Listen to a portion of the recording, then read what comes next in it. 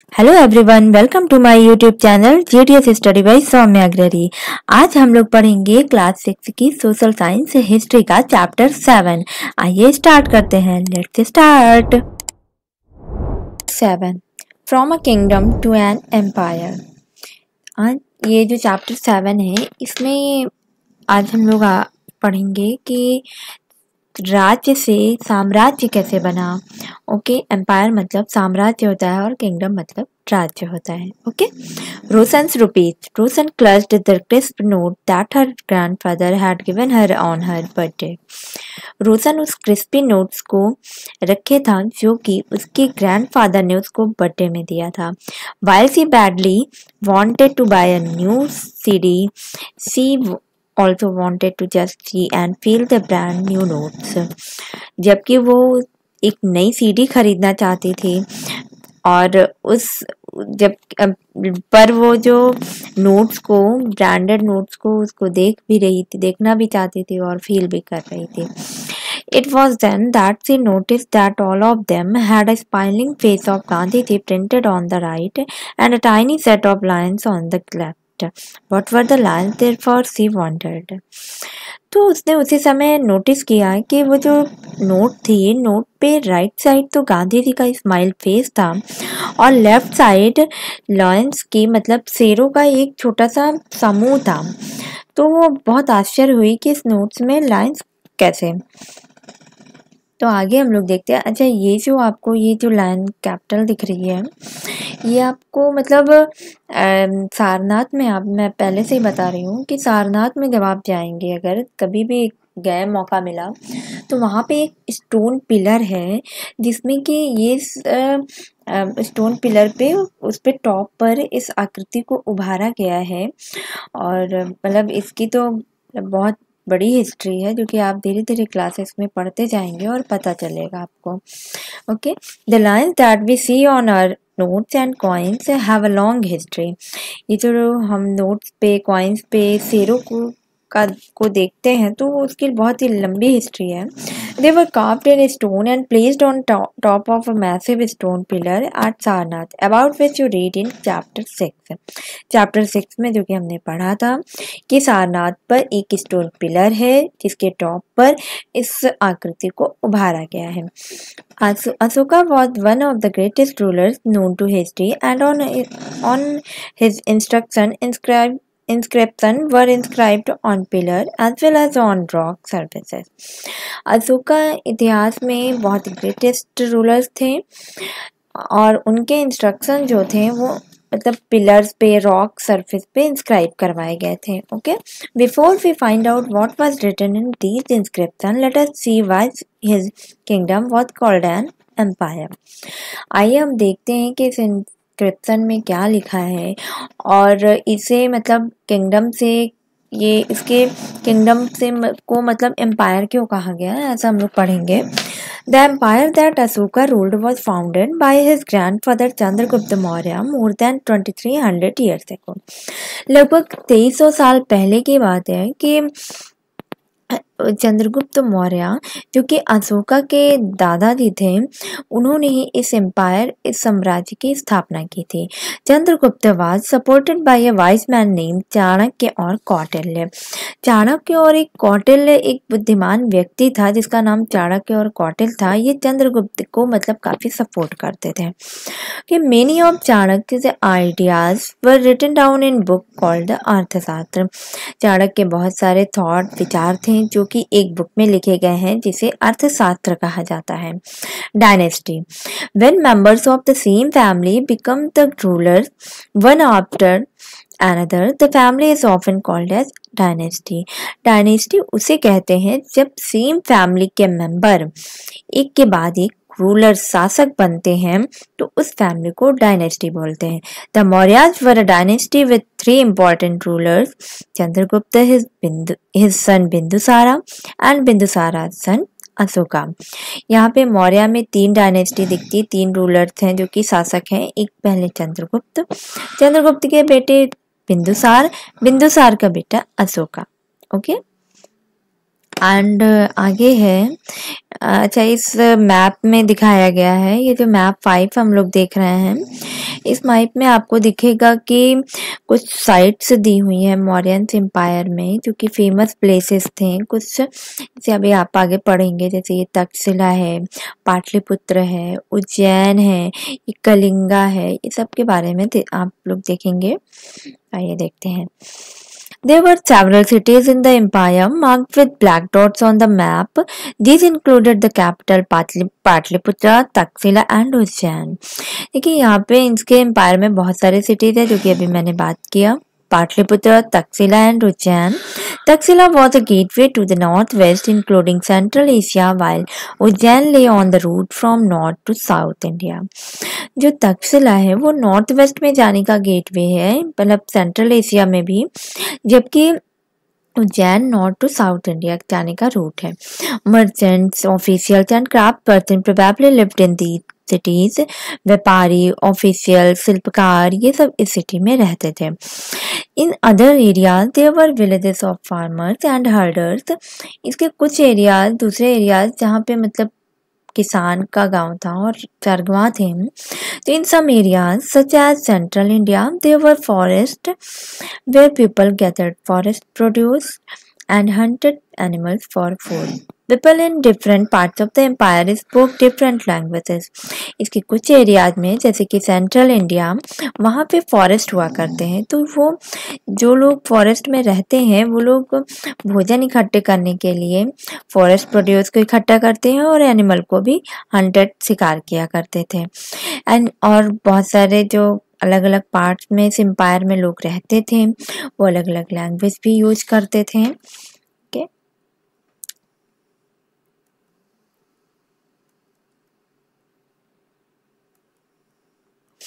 They probably ate different kinds of food and wore different kinds of clothes as well. ये अलग अलग type के खाने खाते थे, अलग डिफरेंट प्रकार के कपड़े भी पहना करते थे। How are empires different from kingdom? कैसे एम्पायर किंगडम से डिफरेंट है? Emperors need more resources than kings because empires are larger than kingdoms and need to be protected by big armies. अच्छा, ऐसा होता था कि जो मतलब किंगडम था वो एम्पायर, मतलब एम्पायर काफ़ी बड़ा हुआ करता है किंगडम से, और किंगडम में किंग जो होते थे और एम्पायर में जो एम्परर होते थे, एम्परर के पास काफ़ी ज़्यादा रिसोर्सेज की ज़रूरत होती थी, राजाओं से ज़्यादा ज़रूरत होती थी, इसलिए उन्हें मतलब एम्पायर भी बोला गया। और जो एम्पायर होते थे मतलब एम्परर में, उसमें बहुत बड़ी आर्मी की भी ज़रूरत होती थी जो उन्हें प्रोटेक्ट कर सकें। And so also they need a large number of official who collect taxes. और बड़ी आर्मी होगी, बड़ा राज्य होगा, तो उसे मैनेज करने के लिए वो टैक्सेस को कलेक्ट करते थे। And ruling the empire, as the empire was so large, different parts were ruled differently. Empire बहुत बड़ा था, उसके अलग अलग पार्ट्स डिफरेंटली रूल हुआ करते थे। The area around Pataliputra was under the direct control of the emperor. This means that officials were appointed to collect taxes from farmers, herders, craftspersons and traders who lived in villages and towns in the area. जो area Pataliputra के चारों ओर थे उसे emperor यानी कि जो शासक खुद थे उसे डायरेक्ट कंट्रोल करते थे, और जबकि दूर दूर के एरिया जैसे गांव में है, टाउन्स में है, उस एरिया में क्या होता था कि किसान है, चरवाहा है, क्राफ्ट पर्सन, ट्रेडर्स हैं, तो उनसे टैक्स कैसे कलेक्ट करेंगे? तो उस टैक्स को कलेक्ट करने के लिए वहाँ के एम्परर जो होते थे वो ऑफिशियल्स को अपॉइंट किया करते थे ताकि वो इन सभी से टैक्स कलेक्ट कर सके। Officials also punished those who disobeyed the ruler's order. और ऑफिशियल जो मतलब रूलर्स के रूल को नहीं मानता था, ऑर्डर को, उन्हें पनिश भी करते थे। Many of these officials were given salaries, और इन ऑफिशियल्स को सैलरी भी दी जाती थी। Messenger went to and fro and spies kept watch on the official. ये जो दूत हुआ करते थे, दूत इधर उधर जाते थे और स्पाइस बन करके ऑफिशियल्स पर नज़र भी रखते थे। End of course the emperor supervise them all with the help of members of the royal family and the senior ministers. और एम्परर जो थे इन सभी को सुपरवाइज करते थे। किसकी हेल्प लेते थे? रॉयल फैमिली के मेंबर्स की या फिर सीनियर मिनिस्टर्स की भी हेल्प से। देवर other areas or provinces, each of these was ruled from a provincial capital such as Taxila और उज्जैन। यहाँ पे बहुत सारे दूसरे एरियाज प्रोविंसेस भी थे, क्योंकि जितने भी ये प्रोविंसेस थे ये रूल तो होते थे, तो इनकी कैपिटल हुआ करती थी तक्षशिला और उज्जैन जैसे कि। although there was some amount of control from Patliputra and royal princes were often sent as governor, local customs and rules were probably followed. अच्छा, ये होता था कि जैसे पाटलिपुत्र से जो कंट्रोल किए जाते थे तो आसपास के एरिया को, तो वहाँ पे राजकुमार को गवर्नर के तौर पे भेजा जाता था कि जो लोकल कस्टम्स रूल्स हैं वो फॉलो हो रहे हैं कि नहीं, ये देखने के लिए वो जाते भी थे। Beside there were vast areas between these centers. Here the Mauryas tries to control roads and rivers which were important for transport and to collect whatever resources were available as tax and tribute। होता क्या था कि जो ये centre थे उसके बीच में बहुत बड़े बड़े एरिया थे, तो मौर्यास क्या करते थे, इस रोड को और रिवर को कंट्रोल करने की कोशिश करते थे ताकि उनके ही अधीन पे रहे और ताकि वो जितने भी रिसोर्सेस हैं उन्हें अवेलेबल हो सके और उससे वो टैक्स और ट्रिब्यूट की तरह मतलब रिसोर्सेज को ले सकें। फॉर एग्जाम्पल, जैसे कि एक एग्जाम्पल दिया गया है, द अर्थशास्त्र tells us that the north west was important for blanket, south India for its gold and precious stones. जैसे कि बताया गया है अर्थशास्त्र में कि नॉर्थ वेस्ट जो फेमस था वो ब्लैंकेट यानी कि कंबलों के लिए फेमस था, एंड साउथ इंडिया जो था वो गोल्ड एंड प्रीशियस स्टोन्स के लिए फेमस था, वो इम्पॉर्टेंट था। Okay, it is possible that these resources were collected as tribute, और ये रिसोर्सेज जो थे वो ट्रिब्यूट की तरह कलेक्ट होते थे। अब हम लोग जानते हैं ट्रिब्यूट होता क्या था। Tribute. Unlike taxes which were collected on a regular basis, tribute was collected as and when it was possible from people who gave a variety of things more or less willingly। अच्छा, taxes में होता था कि जो ये regular basis पे collect करते थे, बट ट्रिब्यूट क्या था कि जब वो लोगों से लेना हो, मतलब पॉसिबल था कि ले सकते हैं तो मतलब ठीक है, नहीं तो कोई इस पे फोर्स नहीं था। Okay, there were also the forested region. People living in these areas were more or less independent but may have been expected to provide elephants, timber, honey and wax to Mauryan officials। यहाँ पे बहुत सारे forested reason भी थे।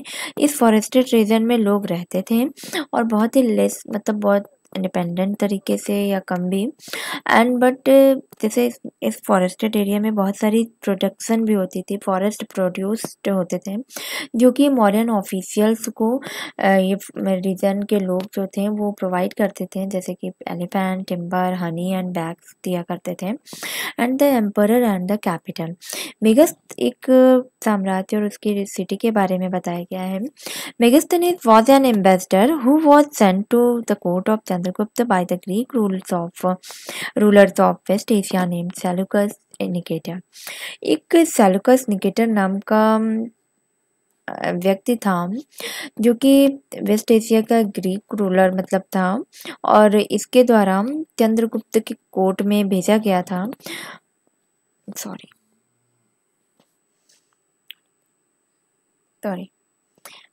Megasthenes was an ambassador who was sent to the court of Chandragupta by the Greek rulers of West Asia named Seleucus Nicator।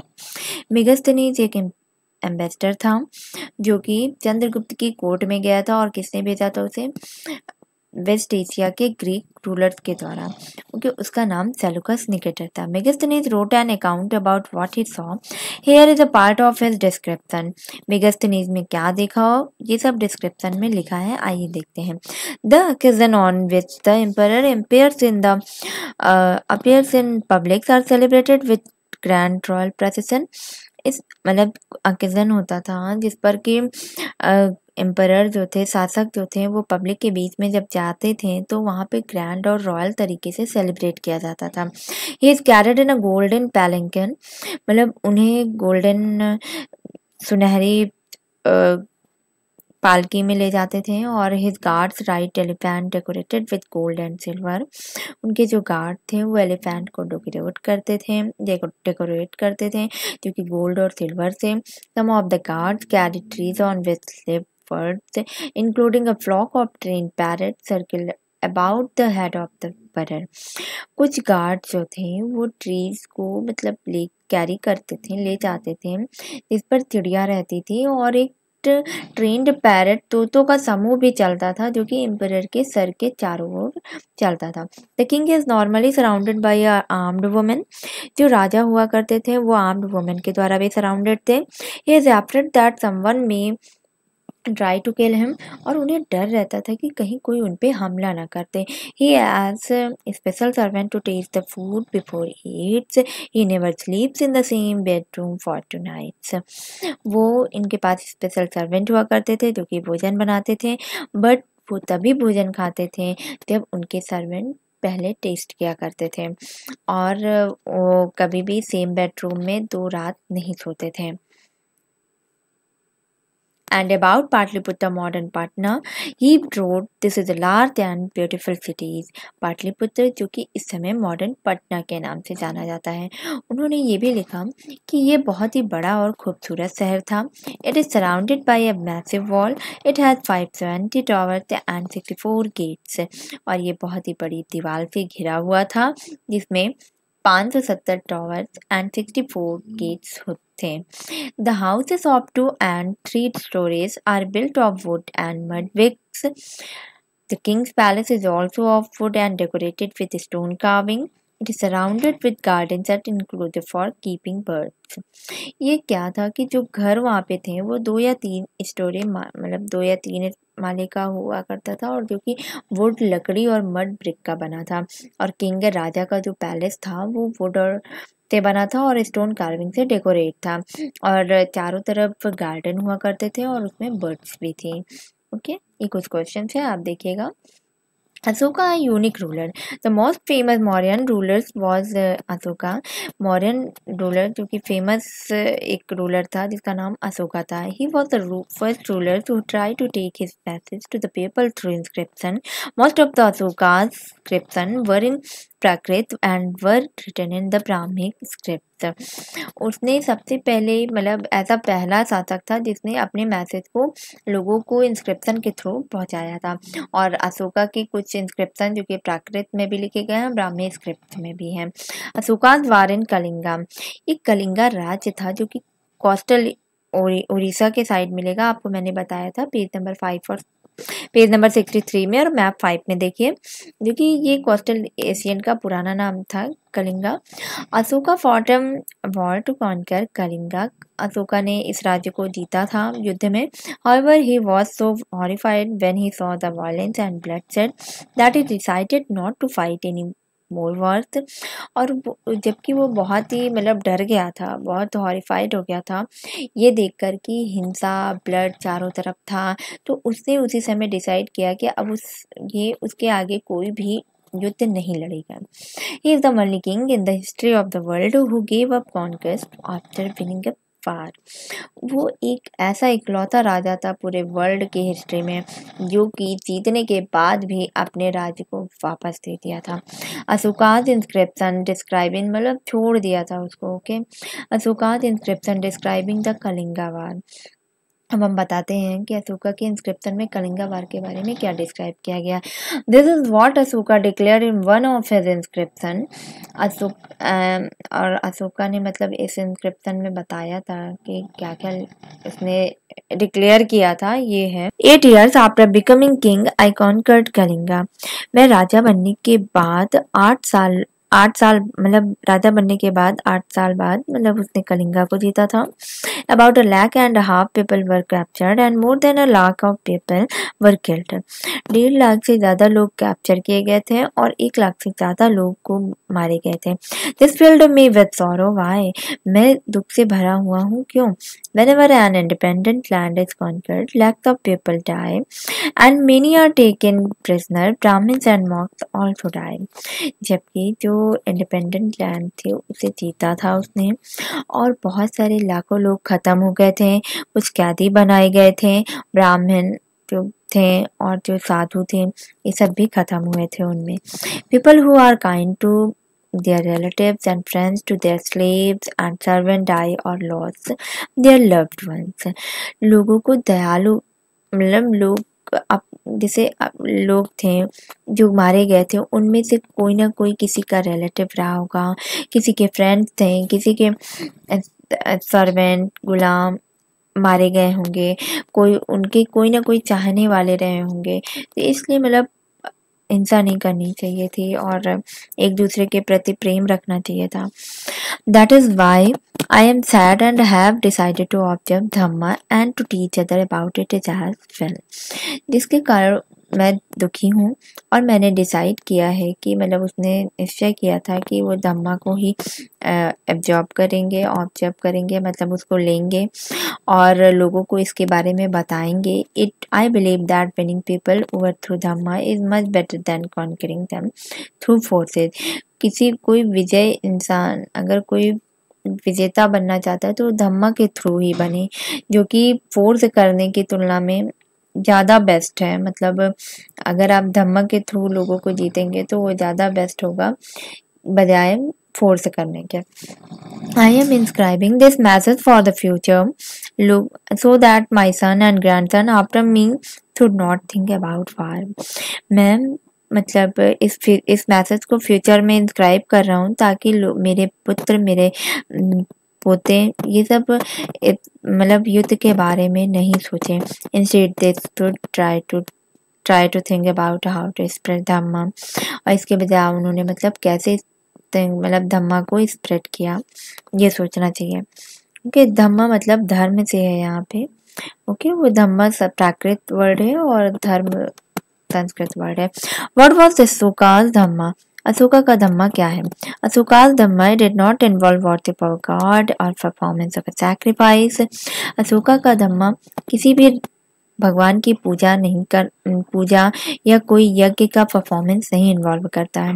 He felt that just as a father tries to teach his children, he had duty to instruct his object.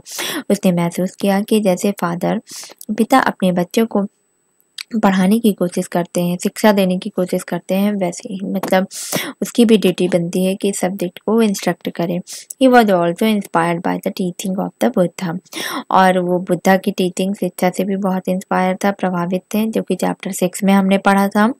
There were number of problem that troubled him.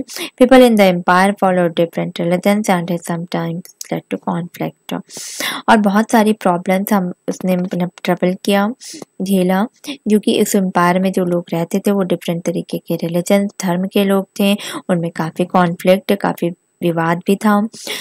Animals were sacrificed, slaves and servant were ill treated. Animal को sacrifice किया जाता था, बलिदान दिया जाता था, और गुलाम और जो मतलब होते थे और जो नौकर हुआ करते थे उनके साथ अच्छा व्यवहार नहीं किया जाता था। Besides, there were quarrels in families and amongst neighbors. Ashoka felt it was his duty to solve these problems, so he appointed officials known as the Dhamma Mahapatta, who went from place to place teaching people about Dhamma. देखो, जो लोग मतलब इसके अलावा जैसे कि families थी, पड़ोसी में भी झगड़े होते थे, तो अशोका ने ये सोचा कि इस प्रॉब्लम को सॉल्व करना उसकी ड्यूटी है, इसलिए उसने कुछ ऑफिशियल्स को अपॉइंट किया जिसे धम्मा महामत्ता कहा जाता है। वो लोग प्लेस टू प्लेस जाते थे, जगह जगह, और लोगों को धम्मा के बारे में बताते थे। Besides, Ashoka got his message inscribed on rocks and pillars, instructing his officials to read his message to those who could not read to it themselves। और इसके अलावा अशोका उस मैसेज को रॉक्स और पिलर्स पे भी इंस्ट्रक्ट करवाया और उनके ऑफिशियल्स जाते थे, बताते थे उस धम्मा के बारे में, जो नहीं भी पढ़ पाते थे उन्हें भी बताया करते थे। Asuka also sent messengers to spread ideas about Dhamma to other lands such as Syria, Egypt, Greece, and his son Mahendra and daughter Sanghmitra to Sri Lanka। Ashoka ने दूतों को इस धम्मा के बारे में स्प्रेड करने के लिए, विचार को स्प्रेड करने के लिए मतलब जगह जगह भेजा, जैसे कि दूसरे लैंड पे, जैसे सीरिया है, इजिप्ट है, ग्रीस है, उस और इसी में ही अशोका के पुत्र और जो मतलब पुत्री थी, उनके पुत्र का नाम महेंद्र था, पुत्री का नाम संघमित्रा था, वो भी संदेश देने के लिए श्रीलंका गए थे। He built roads, dug wells and best built rest houses besides he arranged for medical treatment for both human beings and animals। उसने रोड, सड़कें, डग वेल्स एंड कुछ घर को बनाया था। इसके अलावा उन्होंने ह्यूमन बींग्स लोगों के लिए और एनिमल दोनों के लिए मेडिकल ट्रीटमेंट की फैसिलिटी भी अरेंज कराई थी। Okay, Ashoka's message to his subject, कुछ उनके सब्जेक्ट जो कि मैसेज हैं ये आप पढ़ेंगे। People perform a variety of rituals when they fall ill, when their children get married, when children are born और when they go on a journey. जो लोग रिचुअल्स किया करते हैं जब वह बीमार होते हैं, या उनके बच्चे की शादी होती है, या उनके बच्चे पैदा होते हैं, या फिर वो जर्नी में जाते हैं, तो उसके पहले रिचुअल्स करते हैं। These rituals are not useful, ये रिचुअल्स बिल्कुल भी यूजफुल नहीं है। If instead people observe other practices this would be more fruitful. What are these other practices? इसके अलावा अगर लोग कुछ अदर प्रैक्टिस को करें तो वो ज़्यादा यूजफुल होगा। तो कुछ प्रैक्टिस हैं जो कि देखते हैं हम। These are being gentle with slaves and servants, मतलब गुलाम और नौकरों से अच्छा व्यवहार करना चाहिए। रिस्पेक्टिंग वंस एल्डर्स, एक बड़ों की रिस्पेक्ट करनी चाहिए। Treating all creatures with compassion, और जानवरों के प्रति दयालुता दिखानी चाहिए। Giving gifts to Brahmans and monks, Brahmans और साधुओं को गिफ्ट देने चाहिए। It is both wrong to preach one's own religion और क्रिटिसाइज अनदर, और अपने धर्म के बारे में प्रशंसा करना और दूसरे के धर्म के बारे में निंदा करना ये गलत है। Each one should respect the other religion, हमें सभी धर्म के भी दूसरे धर्म की भी रिस्पेक्ट करनी चाहिए। If one praise one's own religion while criticizing another's, one is actually doing greater harm to one's own religion। यदि कोई एक अपने धर्म के बारे में प्रशंसा कर रहा है, दूसरे के बारे में क्रिटिसाइज निंदा कर रहा है, तो वो अपने ही धर्म के लिए बहुत बड़ा नुकसान कर रहा है। Therefore, one should try to understand the main ideas of another's religion and respect it। इसलिए हर किसी को दूसरे के धर्म के आइडियाज को, विचारों को समझना चाहिए और उसकी रिस्पेक्ट भी करनी चाहिए। Okay, below the Brahmi script, ये ब्राह्मी स्क्रिप्ट दी गई है जो कि मॉडर्न इंडिया स्क्रिप्ट जो थी इसी से ही डेवलप की गई थी। ब्राह्मी स्क्रिप्ट है और जो कि 100 साल पुरानी है ये। जैसे ये आर्ली ब्राह्मी है, देवनागरी, हिंदी है, बंगाली है, मलयालम, तमिल, ठीक, ये सब दी गई हैं जो कि आप इसको देख सकते हैं। और थैंक यू, आज का चैप्टर यहीं पे ही ख़त्म करते हैं। और प्लीज़ आपको कैसा लगा मेरा लेक्चर कमेंट सेक्शन में ज़रूर बताइए और मेरा चैनल ज़रूर सब्सक्राइब एंड शेयर करिए।